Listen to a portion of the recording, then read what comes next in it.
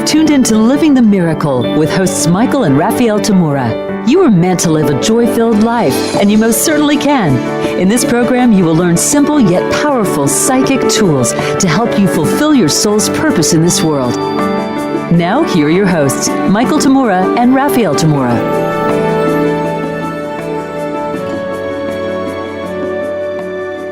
Well, hello everyone, and welcome to Living the Miracle with Michael and Raphaelle Tamura. I'm Raphaelle. And I'm Michael. The purpose for our show is to awaken souls, develop intuition, and fulfill purpose. We talk about a lot of things on this show, and today we are going to also open up the phones for call-ins during the second segment of this show. And if you're interested in calling us after you hear this introductory part, you can dial 1-888-346-9141. I'd like to hear some new callers today.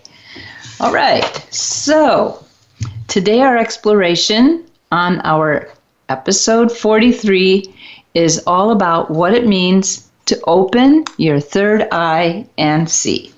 In the East, traditionally, the third eye has been referred to as an energetic center of awakening consciousness. Various Hindu, Buddhist, and Taoist practice focus on the opening of the third eye. But references to opening the third eye have been universal. For various tribes in Africa, to North and South American indigenous cultures, ancient and modern people have depicted their understanding of the third eye and its function in humanity's awakening in art and literature. Western mystics have referred to the third eye throughout the ages. So, if the third eye and the opening of it is known and taught around the world for millennia, why isn't it even discussed in regular schools? Why is it not yet a household term referred to by everyone? Why isn't it part of everyday conversation for most people? Your third eye and the abilities that it represents are so important throughout the ages.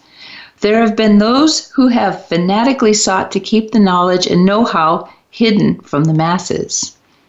With the advent of increasingly sophisticated chemical, electronic, and psychic technologies, those with the resources and ambitions to control large portions of the population have steadily been experimenting with mind control and strategies and practices to make groups of people complacent and docile. Like me. Oh, yeah. One of the targets of such experiments has been to diminish the functions of the physical counterpart of the inner third eye, the pineal gland. It has long been known to mystics and enlightened masters, to those who learn to master their third eye, masters the world. So, naturally, those who are greedy and have an unquenchable thirst for power and domination are chopping at the bit to not only master their own third eyes, but to try to restrict everyone else's ability to do so. We talk about this because it's kind of an important part of why it's not a household word. Yet, as angels are often quoted as saying, "Fear not. You are never limited by the conditions of the body or the world around you." That is part of the path of opening your third eye and learning to see with the eye of spirit, rather than being fully dependent on the two eyes of the body, and thus being a hostage to them. Opening your third eye and seeing clairvoyantly sets you free, and it is a necessary part of your journey of awakening and realizing your true nature. But don't get easily discouraged if you don't learn the 3 easy steps to instant enlightenment, like a lot of people put out there. In truth, it only takes one step. As a Zen master once said, quote, "If you wanted to be enlightened as much as a drowning man wants to breathe, you would be enlightened in an instant," unquote. That's one of my favorite sayings there. For most of us, however, it's quite a journey to the promised land. Don't be a couch potato, but neither be in a rush to get there. For enlightenment or full awakening isn't a journey to anywhere out there. Rather, you need to open the door inward into limitlessness and eternity. So, let's get to the practical application of the third eye and learning what it would take to open your third eye that you can see. Michael. Yes. You have been teaching clairvoyance and clairvoyant development as an integral part of one's spiritual growth for now going on 45 years? Wow. Wow. You must be really ancient. Yes. My mother thought so when she saw me right after I was born.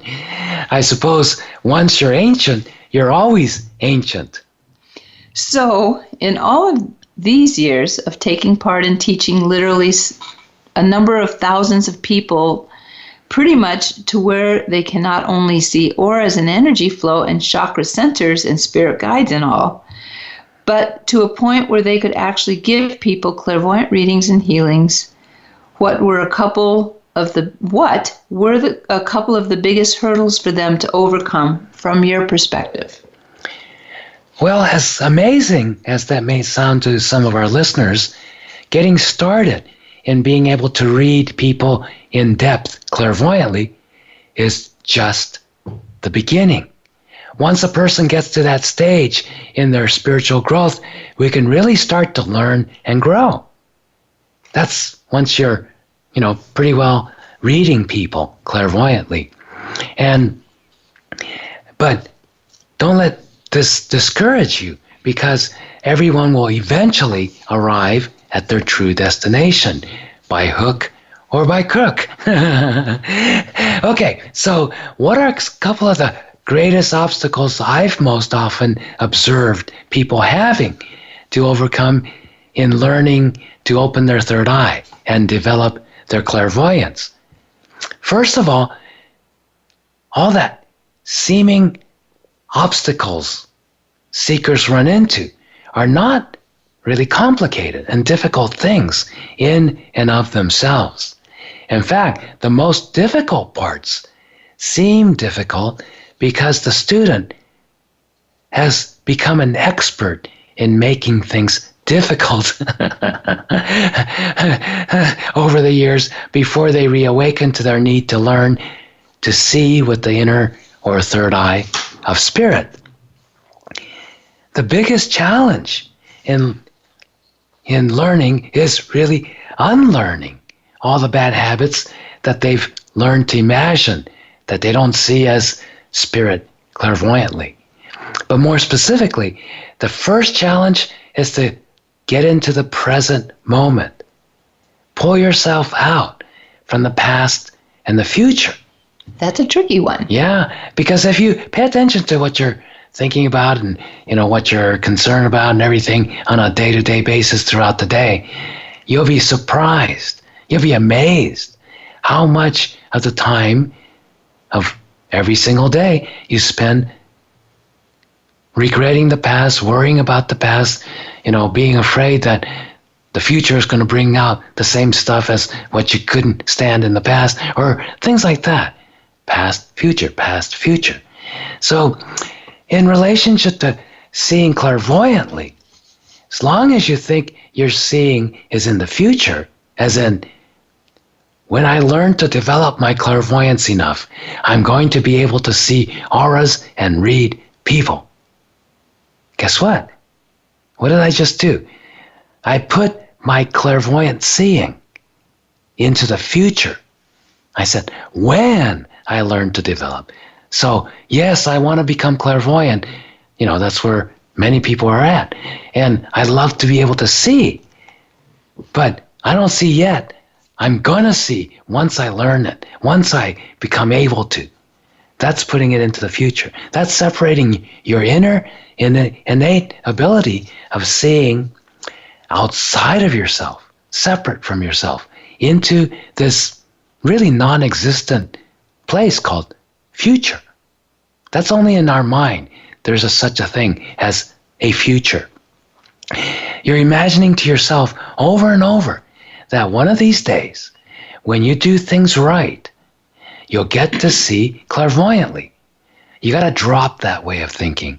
You already see clairvoyantly, just like we all do. It's not just, oh, Michael's different. No, we're all this way. The only difference for me, I just recognize it more. It's just that it's such a different kind of seeing that most of you hardly recognize anything you are already seeing in this way, clairvoyantly, because you're concentrated in the physical scene.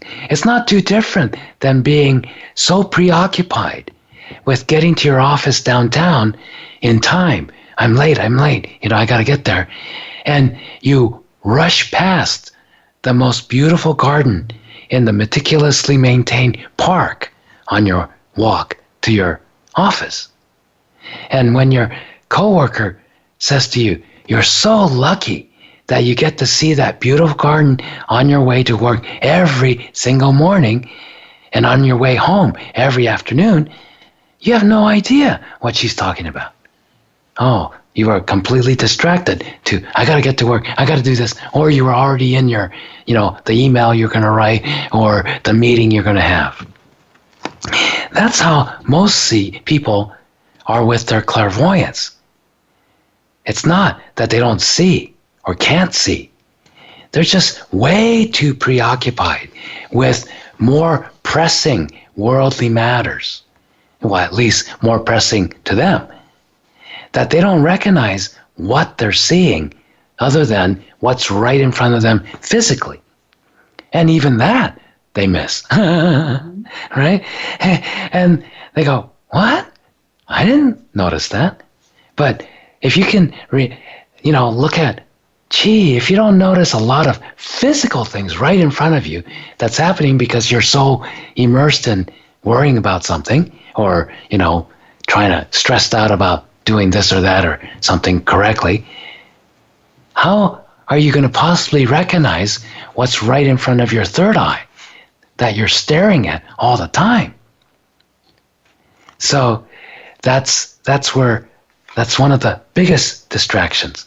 And so that's one of the first real obstacles for many beginners wanting to develop their clairvoyance, realizing that they already see clairvoyantly, and for them to stop looking out there, somewhere, or in the future, that's also some time else, just as much as somewhere else, and they're looking separate from themselves, eventually to be able to see clairvoyantly. And then they put other obstacles in front, like, well, if I do this right, if I learn this technique correctly, I'll be able to do this. That puts the obstacle between you and your already seeing. Then the next thing is, in fact, if you go along with us here, go ahead and sit comfortably in a chair. Oh, yeah. Okay. I feel so much better when you feel better. So, as you have both feet on the floor, close your eyes and sit comfortably but fairly straight, and give yourselves a deep breath or two. Let yourself be and imagine a grounding cord. Imagine that tree trunk extending from your first chakra, the energy disc just above the tip of your tailbone, all the way to the center of the earth, some 3,600 miles.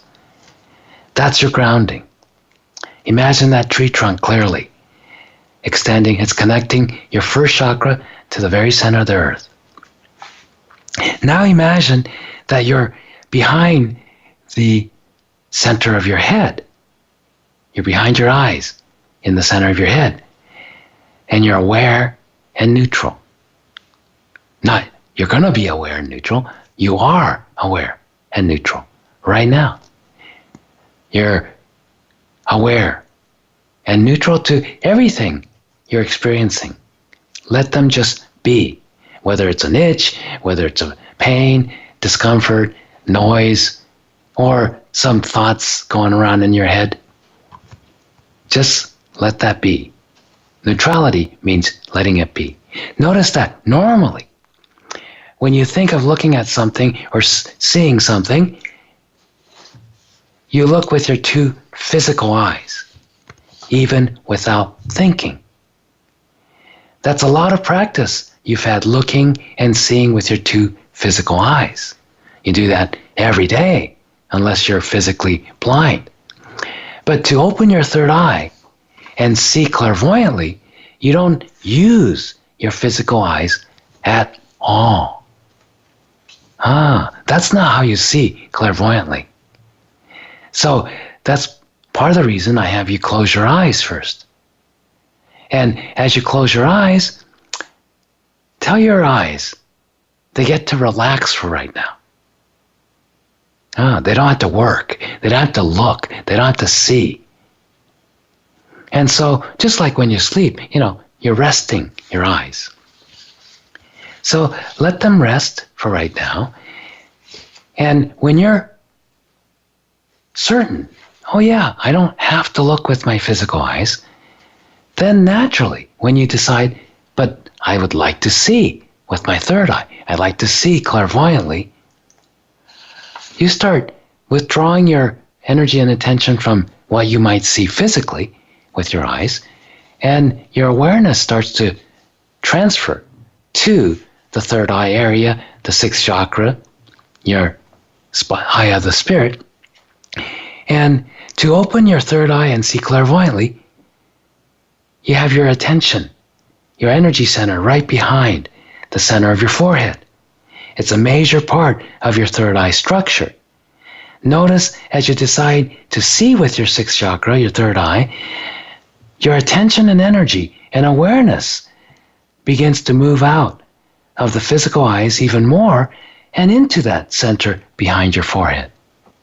So if you practice this often and consistently, you begin to train yourself in your own mind to look differently using the third inner eye rather than the two physical eyes. And know that while you have your eyelids closed, your physical eyes are still seeing. So if you see some of that darkness or even a little glow coming through that darkness, know that that's just you using your physical eyes still and seeing. That's what you see with your physical eyes. But don't confuse that as an invalidation that because it's dark with just a little glowy stuff, you're not seeing clairvoyantly. No, you're still in transition, and you're going to start to see more and more with your third eye. So this is one of the first hurdles for a lot of people learning to see clairvoyantly. I'm going to interrupt Michael right now because it's time for our first break. So I'm going to mention something coming up, and then we're going to continue this conversation. Coming up right on this coming Saturday, November 24th, from 10 a.m. to 12 noon Pacific Time is our teleclass, Getting to Know Your Astral Body. This special class is part of our Wake Up to Your Astral Life series.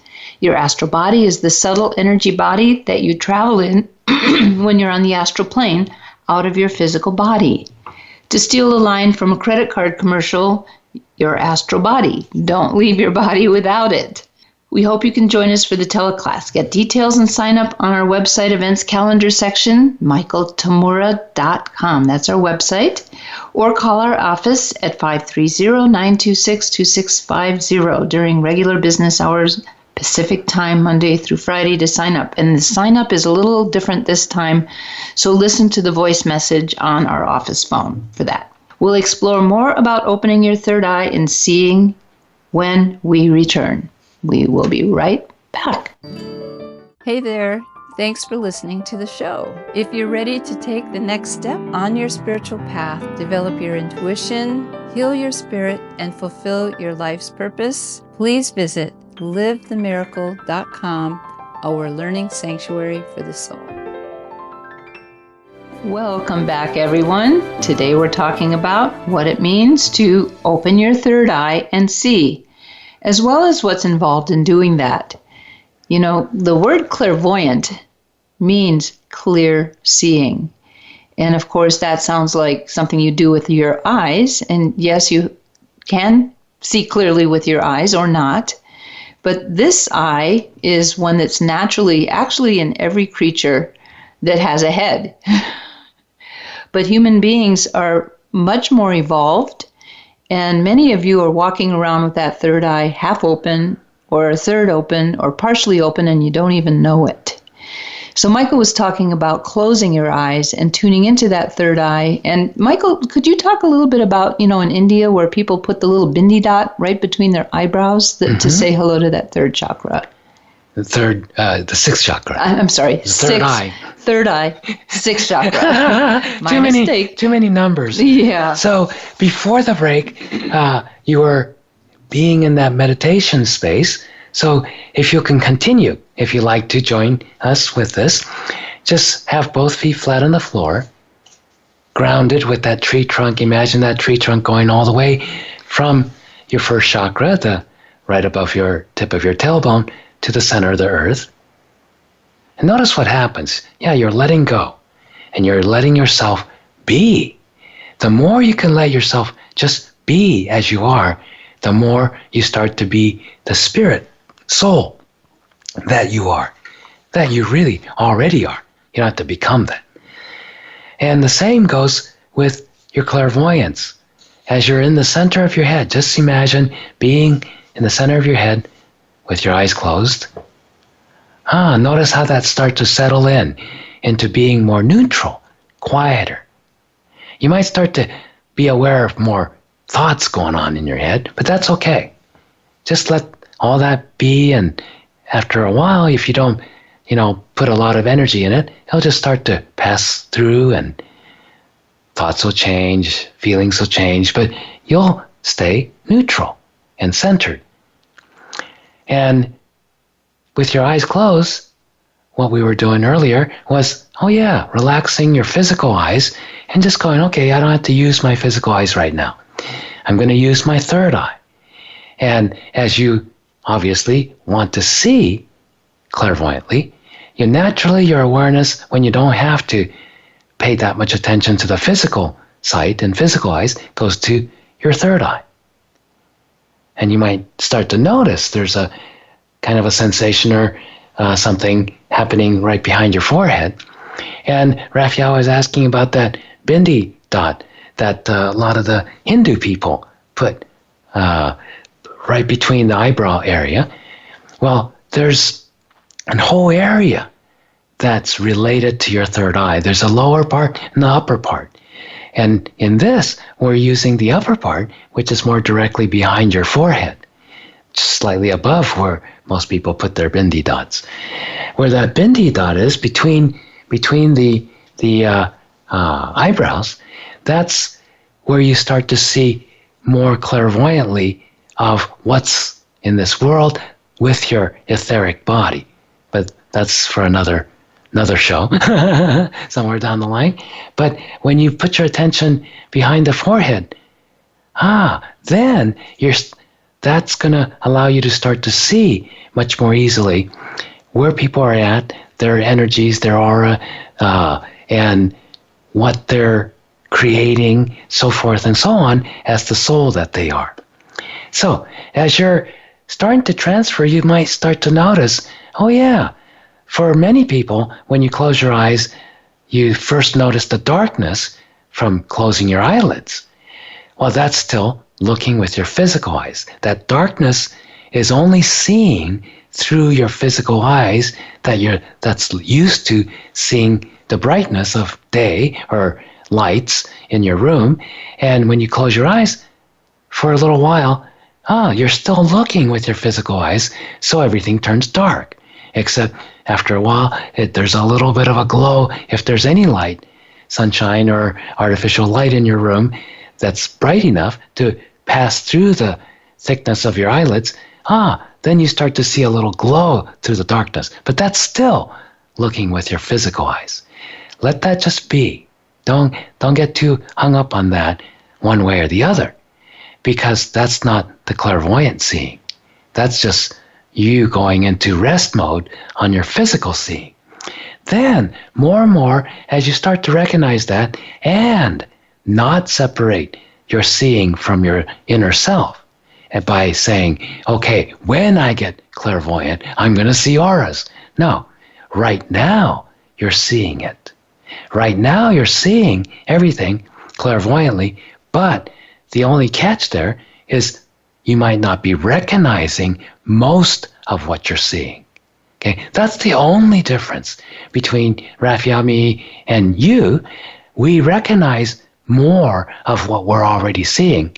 Whereas if you've lived your life thinking that even if you're interested in clairvoyance and read about it and everything, you think, oh, that person's clairvoyant already, and I'm not, and I wish I could be like that person who's a clairvoyant and see what he or she is seeing. No, you're already seeing it. So the sooner you can drop, I'm not clairvoyant yet, but I want to be, and just decide, I am clairvoyant. I am seeing. Now, what I like to do is start to find out more for myself what I'm already seeing. And what I'm already seeing may not always be, at first especially, what I want to see. So you might be going in your own mind, I want to be clairvoyant because I want to see other people's auras and know all about them.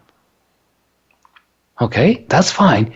But when you start to see clairvoyantly, that may not be what you first start to notice, because we got to start with what you're already seeing. And for most people, when they first start to discover what they're already seeing, they've been looking at stuff they don't want to see. Yeah, like they've been looking at darkness. They've been looking at, I can't see clairvoyantly. Images of, I can't see. I wish I could see. That's another image. I wish I could see. And these are not true. It's, I wish I could see is based on your imagination that you're not seeing anything, just because you didn't recognize what you were seeing. And your attention wasn't in the right place to recognize what you're seeing. If your attention's on a physical level, all you can see is physical stuff. When your attention is on spirit, your inner beingness, then your attention, especially when you close your eyes, goes more and more to what's going on in your inner being in your mind. But your inner being, well, if you've ignored it a lot, if you said, oh, I don't know, I don't trust myself, I don't believe in myself, I don't think I'm very good, I'm not very capable, I make lots of mistakes, I'm a failure, all those things, that's what you've been looking at clairvoyantly, are all the what's wrong with you. Yeah, if you'll notice, and continue to have your eyes closed and be in the center of your head and be aware and neutral.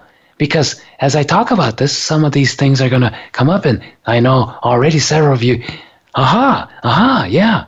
And so as this comes up, don't get caught up in all that. Just recognize it. Go, oh yeah, I have been looking at what's wrong with me throughout my life. That's a long time. That's a lot of times. So, okay, you got to get out of the habit. Just like you have to get out of the habit of depending on your physical two eyes to look and expect to see clairvoyantly, which you won't. Oh yeah, I have to get out of that expectation, get out of that habit of depending on my physical eyes to see clairvoyantly. Okay, and then once you start to recognize more of what you see clairvoyantly, it's not going to be necessarily what you want to see, like beautiful auras and beautiful colors and images of the future or whatever. Sometimes it is. Sometimes it is, but it might not be. Don't get discouraged, because if you start to see, gee, I'm not doing very well with this stuff.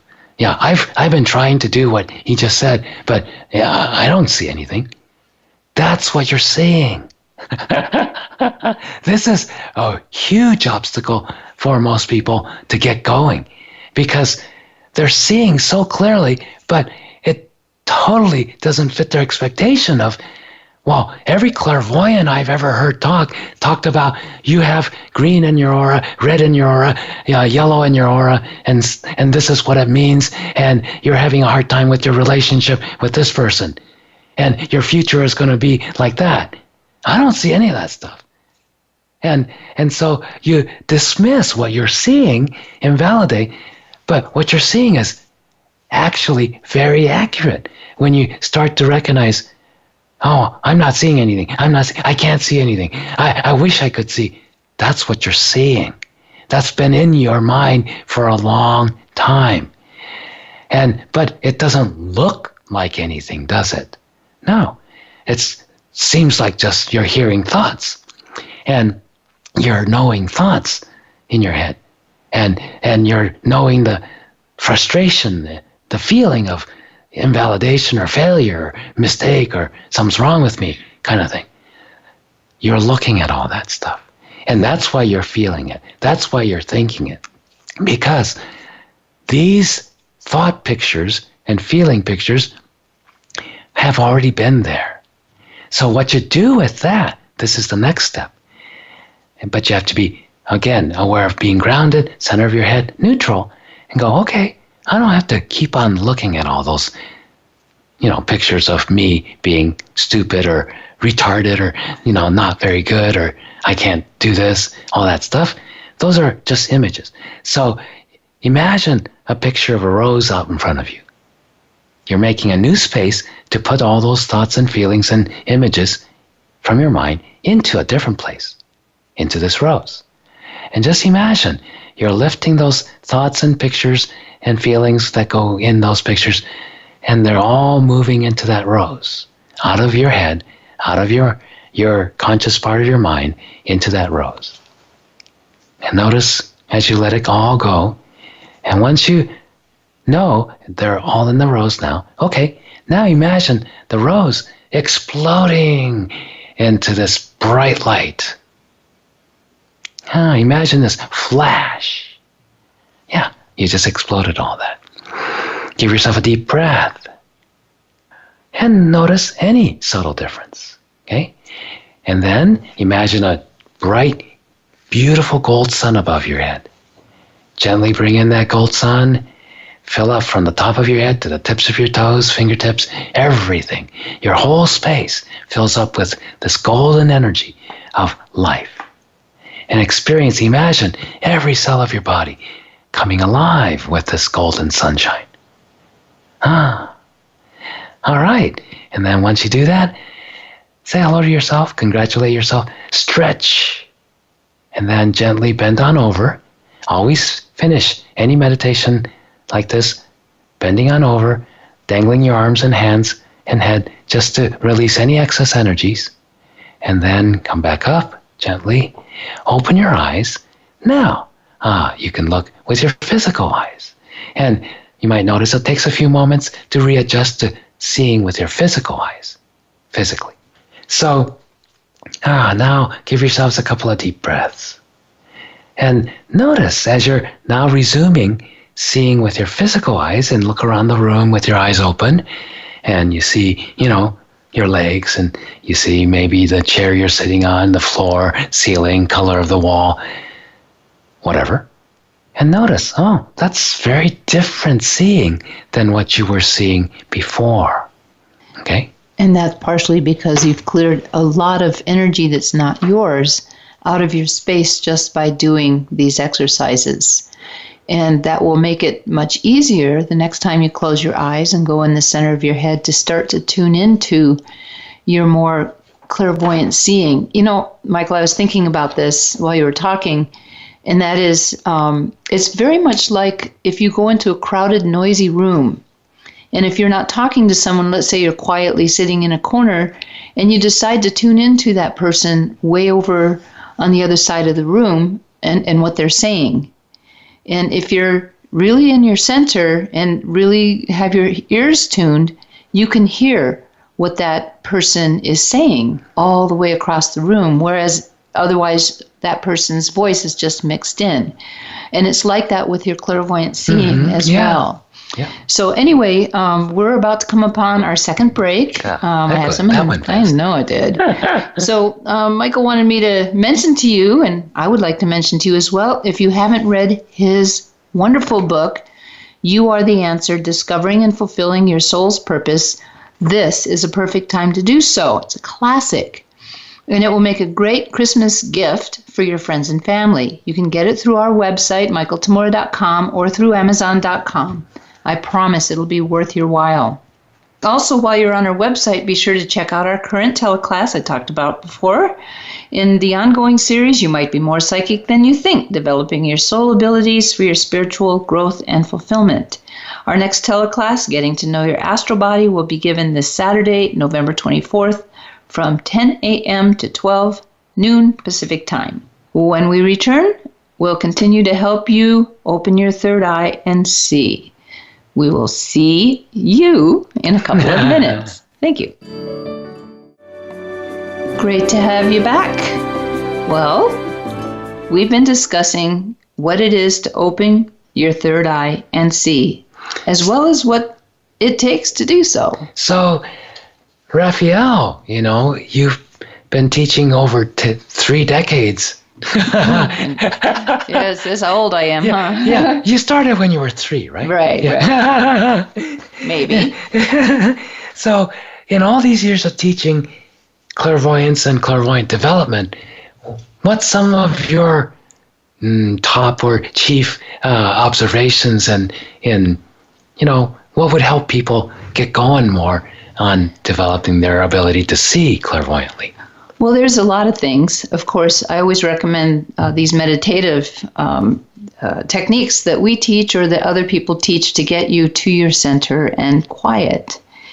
But one of the things, I've done years and years and years of clairvoyant readings on people, and many people who come to me are either partially awakened or their third eye is blazing open and they don't know what's going on.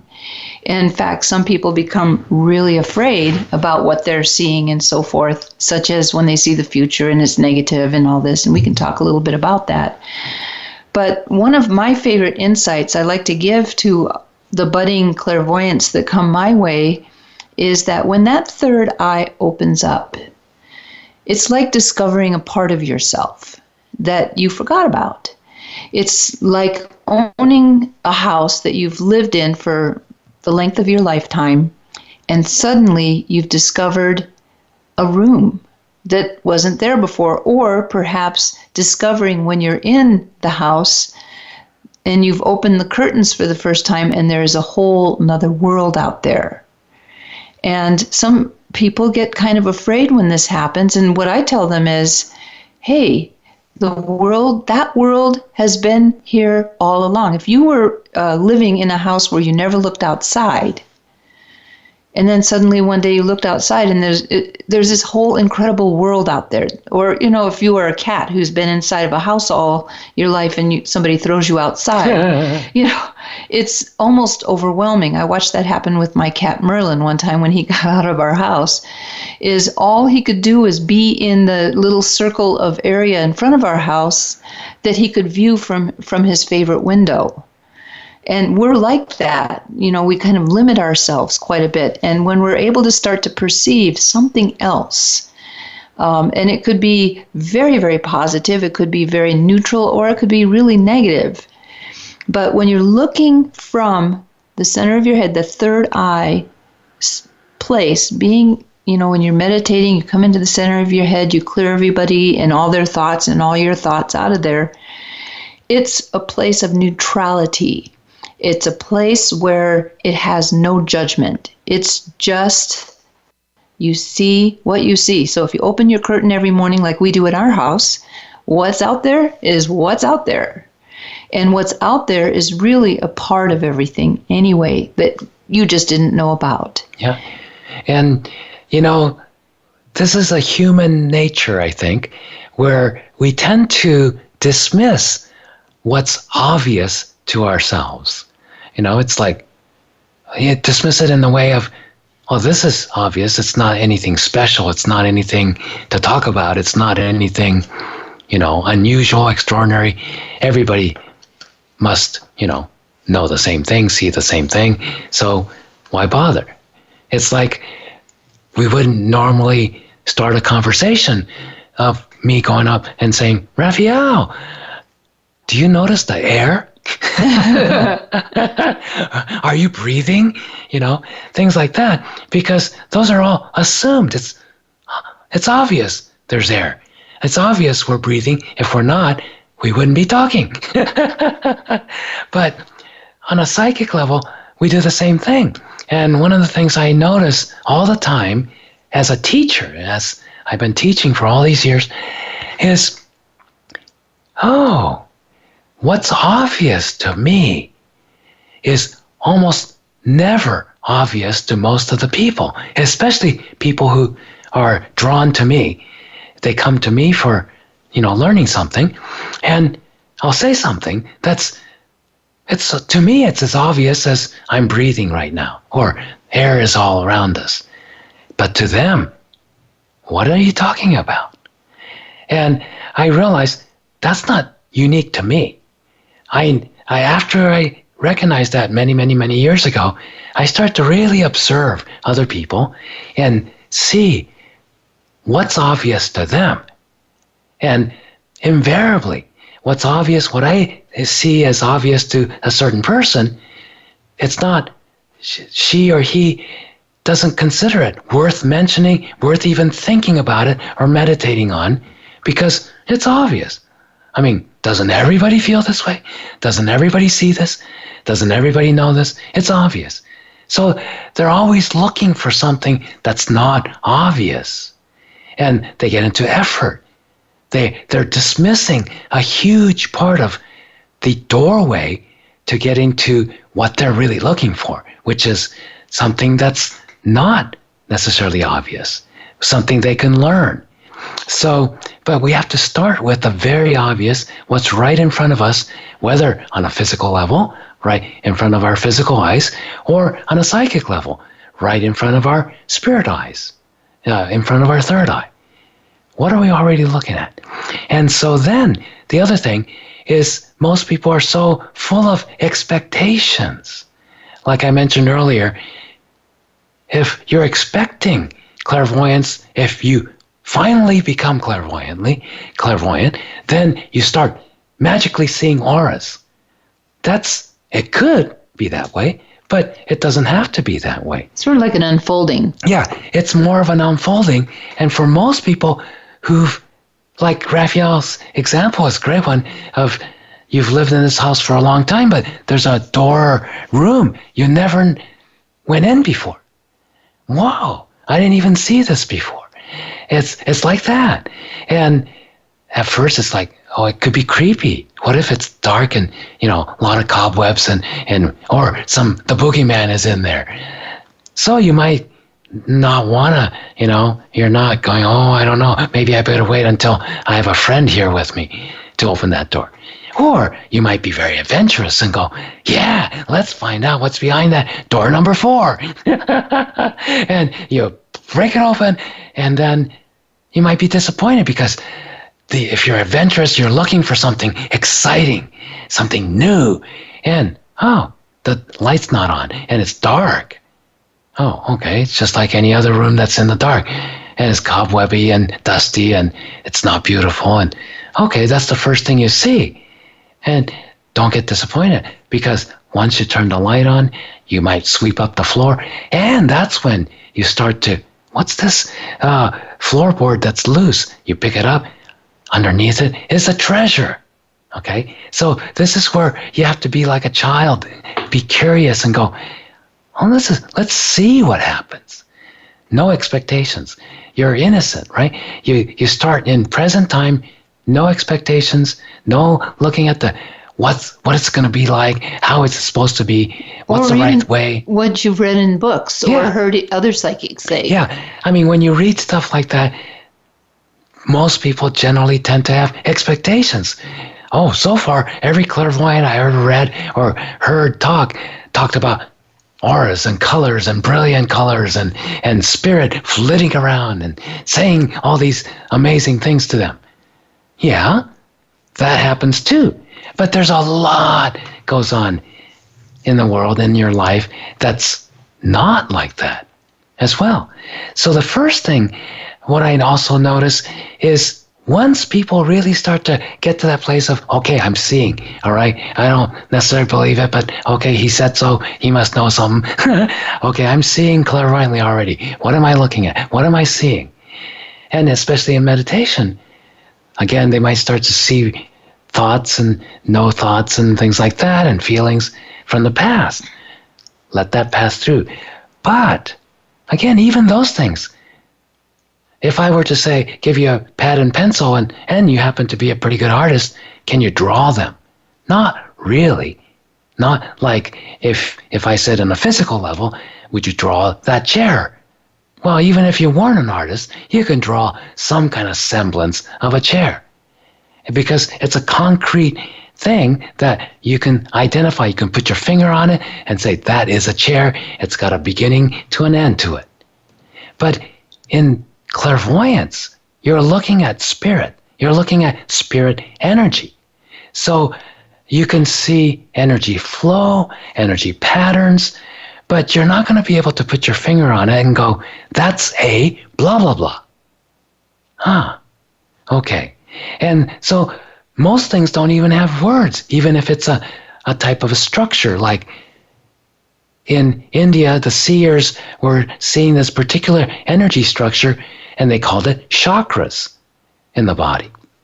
So we have thousands of years of this passed down. This, if you end up seeing this disc-like energy spinning in a body, that's a chakra. Oh, so we have a word. We can point at, there's a chakra. But even a chakra isn't as, solid and got a distinct, seemingly a distinct edge like your computer screen has, a distinct edge. Up to here is a screen, and from here is air around the screen. Chakra is like that, but it's not quite as distinct. There's more, it goes from this energy to this energy. There's not a cutoff point. Okay, so anything in energy, it's not going to have a distinct cutoff point. And it's all one field of energy with different patterns in that field on different dimensions.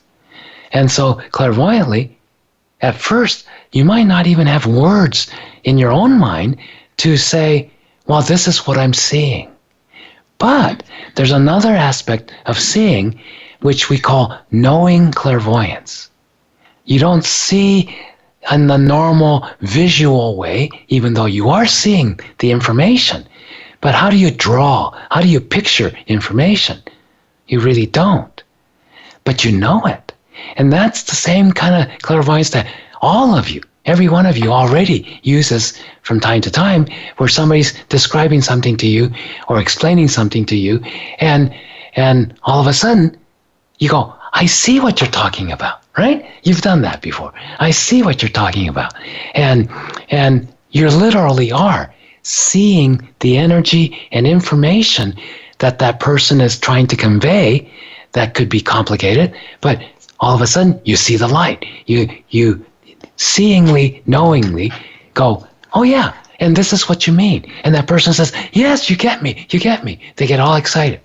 That's clairvoyant seeing, even if you can't visually describe it.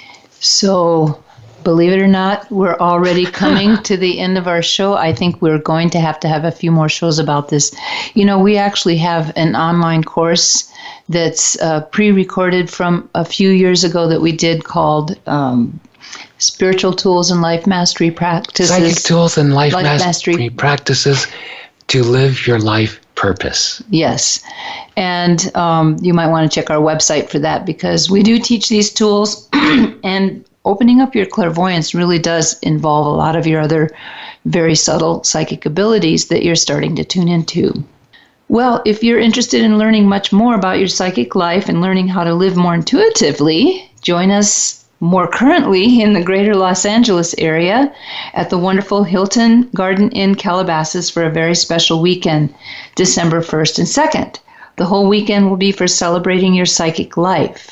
Michael will teach Laugh, Love, and Live by Intuition, Psychic Tools for Living a Joy-Filled Life on Saturday. And on Sunday, Reset Your Energy, Light Up Your Life, Awakening Your Clairvoyance and Creativity to Blaze Your Trail. Both of these profound experiential psychic seminars will help you enormously in living your psychic life and progressing on your spiritual path. All details are in the events calendar section of our website, michaeltamura.com. That's T-A-M as in Mary, U-R-A, michaeltamura.com. You can sign up online for these classes or call our office at 926-2650 with the area code 530. Next Wednesday on Living the Miracle with Michael and me, we'll ask the question, a good one, do our ET friends need green cards to help Earthlings? Can you picture an immigrations officer demanding a huge spaceship to load a load of our extraterrestrial friends? I'm sorry, I'm not doing well on this. Huge spaceship load of our extraterrestrial friends to present green cards. Or what? He'll depart them or put them in prison. How big of a wall would a country have to build on its borders to keep spaceships out? Haha. We'll have fun exploring the topic of the beings who live in places not of this earth. Until then, be inspired, use your imagination, and follow your intuition joyfully. Living the Miracle with Michael and Raphaelle Tamura. We are signing off now. Thank you for joining us. There's nothing but God's loving grace.